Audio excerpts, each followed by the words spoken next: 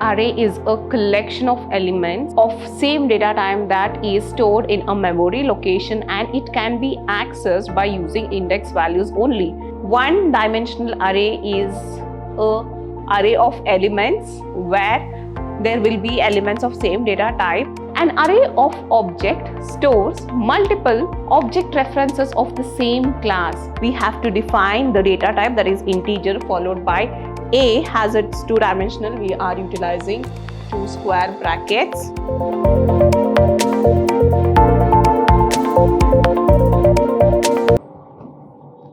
Hello everyone, I welcome you all to the second session of Unit 2. Yes, it's in Fundamentals of Java Programming. And over here, my name is Deepa Kutnikar. I'm working as an assistant professor under Department of Computer Science, Vidhyaashram, Temple of Excellence, Mysuru. In today's session, we will discuss regarding arrays, and let's move forward and discuss what is the recap of previous session. Yes, in our previous session, we did started our Unit 2, where we did understood and learn many things regarding classes and objects. We have taken multiple of examples with respect to class and object, and we have defined various topics like access modifiers. What are the types of access modifiers? Then what is method overloading? We did also discuss overloading constructors, followed by static members, as well as this keyword. So this was all about session 1, and in today's session we will be discussing all about arrays. We will be in depth understanding what is an array, what are two-dimensional array, what are one-dimensional array, what is two-dimensional array, then there is something called as array of objects. So all these things will be discussed in today's session, which is none other than session 2. Yes, let's move forward and understand like what is an array. In simple words, we can say that array is a collection of elements of same data type that is stored in a memory location, and it can be accessed by using index values only.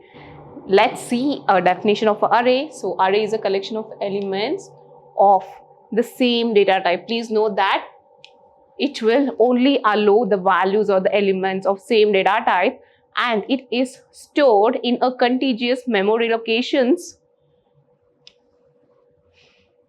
and is accessed by using index values. Yes, absolutely. For each and every element inside the array, an index value will be assigned, and with respect to that index value, we can access that element easily. So the index, it starts from 0 itself. Alright, now let's see the advantages of arrays, like how the arrays are useful with respect to real-time examples. The main advantage is we can store multiple values in one single variable. Because of this, we can also say that we can utilize the memory. Thus, the memory utilization can be done in a very efficient way.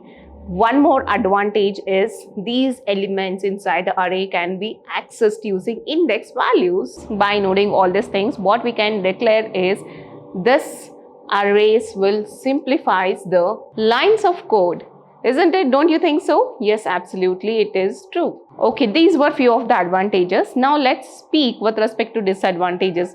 The first disadvantage, what we can coin, is the array. It has to work on same data type, which sometimes will be counted under disadvantage too. And the array size will be fixed. So these are the limitation of array. When it is fixed, it is dependent on the array definition inside a statement of a code. Okay, so this is all about array, where array is a group of elements of same data type, and it is stored in some contiguous memory location, as well as it can be accessed using index values, and that index value starts from a 0, right? Then we did discuss what are the advantages as well as the limitations. Advantages is absolutely it has efficient memory usage. Why? Because it is able to store multiple elements in one single variable. Then we can easily access those elements inside an array by using index values. By seeing all these things, we can coin that the code will be simplified. And the main disadvantage is that the array will work only with respect to same data type values, correct? So that is our first disadvantage. Next disadvantage is once the array size is fixed, then you can't change it. So these are few of the advantages as well as disadvantage of array. Now let's see this image. Here a robot is waiting for a command. So the command becomes easy because we are defining multiple values in a single variable or one go. And that is the utilization of a memory space through which we can say that performance of that code can be managed efficiently. Great, let's move forward and understand like what exactly is a one-dimensional array. One-dimensional array is a array of elements where there will be elements of same data type.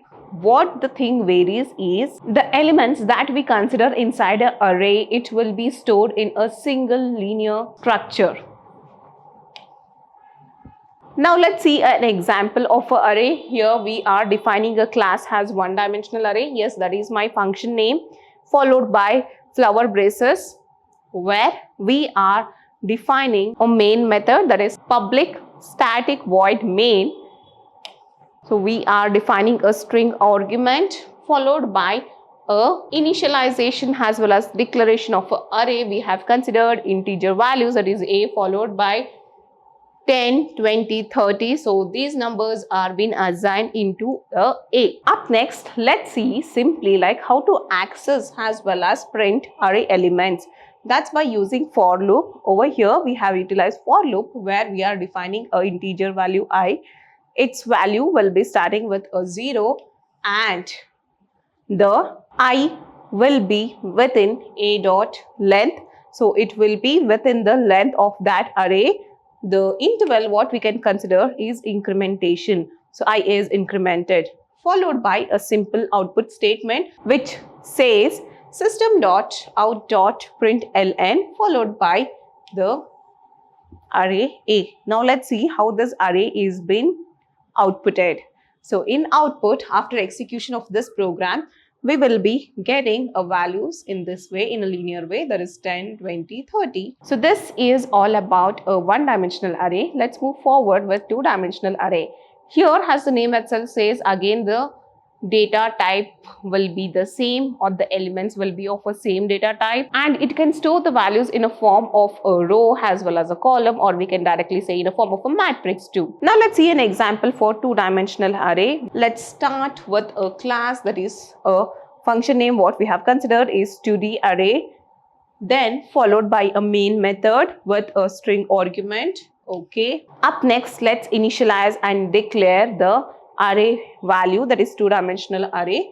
How to do that? So here we have to define the data type, that is integer, followed by a has its two-dimensional. We are utilizing two square brackets, followed by the values, that is 1, 2 and 3, 4, which is written differently in a individual flower braces, and this represents a 2 cross 2 matrix. Up next, the main thing, let's go for printing statement, for which we will be using a for loop with the initialization of I equals 0 and limit, it should be like I less than 2 followed by I incremented. This is a basic for loop for one of the array. For one more array or for second array type, again we have to write the same for loop with a different variable. So we are considering int j equals 0 followed by j less than 2 and j is incremented. Thus we have declared both of arrays, and we have also considered the for loops for individual arrays. Up next, we will be writing a output statement, that is system.out.print followed by a of I into j plus the values, or we can say the space is added in between that. After this, we have to write one more print statement where we are writing system.output.println followed by the same value, and thus we are done with a declaration of print statements. Then we have to close the loops that we have opened here. Okay, that's done. Next, after execution of this program, what's the output? Yes, the values will be represented in this form like 1, 2 and 3, 4. So this is a difference between one-dimensional as well as a two-dimensional array. Let's move forward and understand the array of objects. An array of object stores multiple object references of the same class. That is all about a array object. Till now we did understood that a array is collection of elements of same data type, correct? Now here we are moving one step ahead and declaring a complete class has an object reference. We will be having multiple classes, or we can say we have multiple same classes, and that same classes will be handled by multiple object references. Alright, let's see an example for this. Again, we are writing a class of student. Okay, up next we have initialized the ID of student with a integer data type. Next, again we are creating one more student with int id. So this is a function that we have considered which has this. So we are using this keyword here. Please note this. We have already discussed the importance of this in our previous session, that's in session 1. If you want to understand regarding this, please watch that session. Okay, now we are initializing the ID with this ID. Okay, it's done. Next, we are defining a main method, that is public stat void main of string argument. Now we are heading with creating an array of student objects. So let's move forward. Here we can note that we have a student object S1. We are declaring the behavior of that student. So student S of followed by new student in the brackets, that's 2, which says the second student's references will be considered inside it. Now let's see, S of 0 is equal to new student of 101. That is our first object, and we are creating one more object with S1 equals new student of 102, where we are declaring the second object. Next, we are heading with displaying the object data. That's why we'll be going with the for loop followed by integer I equals 0 and I is less than string dot length followed by I incremented. Done. Now finally we are writing the output statement, that is a console output statement, system.out.println followed by si of id, and let's close the brackets. Finally, let's see what is the output that we get. Yes, it's none other than 101, 102. So here we can see that multiple same class are considered as a reference to the object. Thus, it is called as array of objects. So this was all about today's session, and in next session we will be discussing in depth with strings, that's in Java programming language. So this was all about today's session. Thank you.